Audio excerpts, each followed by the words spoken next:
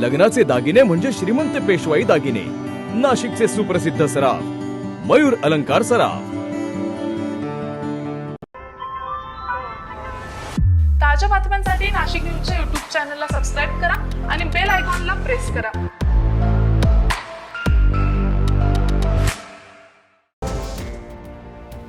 Cabinet मंत्री छगन भुजबळ यांच्या जीवाला धोका असल्यानं त्यांच्या बंदोबस्तात मोठी वाढ करण्यात आलेली असताना देखील नाशिकमधील त्यांच्या भुजबळ फार्म या ठिकाणी पोलीस बंदोबस्तात मोठा हलगर्जीपणा माध्यमांच्या कॅमेऱ्यात कैद झाला।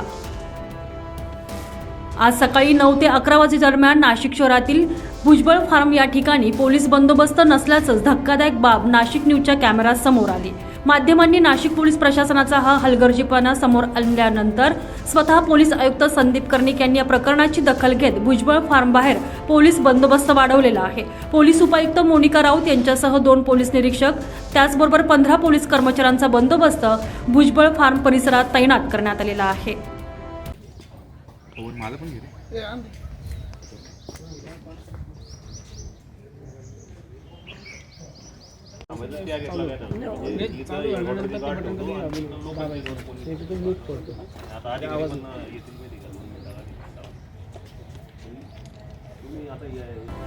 दरम्यान बंदोबस्तासाठी तैनात असताना देखील ड्युटीवर नसलेल्या पोलीस कर्मचाऱ्यांची चौकशी केली जाईल अशी माहिती यावेळी पोलीस उपायुक्त मोनिका राऊत यांनी दिलेली आहे।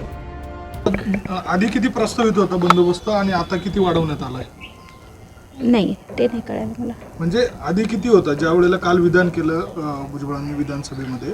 त्यानंतर नाही, ज्यावेळेस भुजबळ साहेब नाशिकमध्ये असतात त्यावेळेस या ठिकाणी योग्य तो प्रमाणात बंदोबस्त लावण्यात येतो।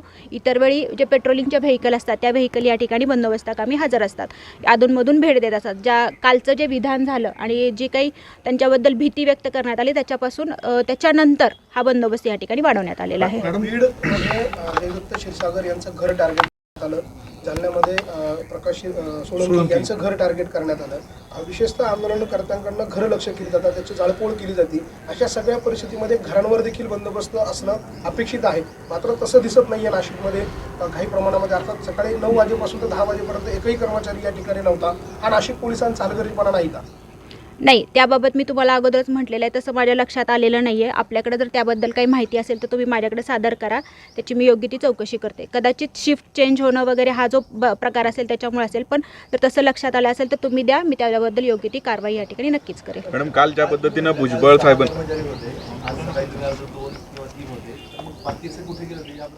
मी तीच माहिती घेते, शिफ्ट चेंज होते आमची, तर त्यावेळेस जे काही हे झालं असेल मी त्याची माहिती घेते। मॅडम, काल ज्या पद्धतीनं भुजबळ साहेबांनी विधान केलं होतं मला गोळी मारण्याचं कट वगैरे आहे, इथे काही आंदोलन किंवा घरावरती हल्ला होण्याचे अजून तसं काही तसे अजून काही इनपुट नाही आहेत, तसे इनपुट नाही आहेत। गोळी मारण्याचं कट होता अशा पद्धतीचे गौप्यस्फोट केला होता आणि त्यानंतर इथे बंदोबस्त खरं तर वाढवण्याची अपेक्षा होती, पण आता कोणीच नव्हतं, आपण आता आला तिथे।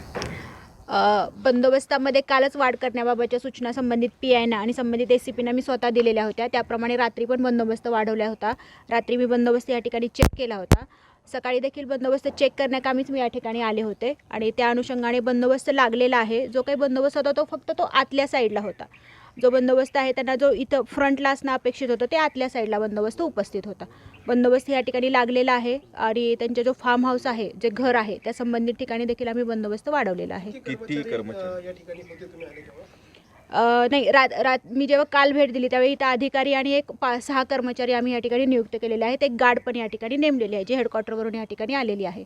रात्री तो बंदोबस्त हजर होता। आता या ठिकाणी ऑफिसला जाण्या अगोदर मी बंदोबस्त चेक करण्यासाठी आले होते, तर 2 ते 3 कर्मचारी या ठिकाणी हजर दिसून आलेले आहेत।